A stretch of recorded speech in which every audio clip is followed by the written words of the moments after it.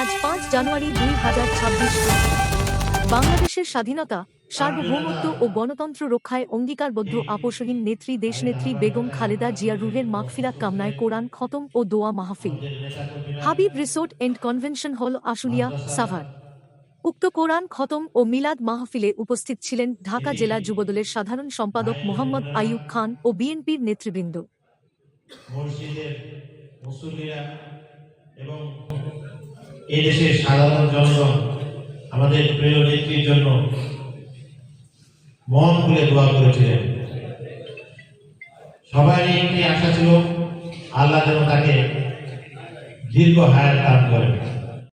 আসসালামু আলাইকুম।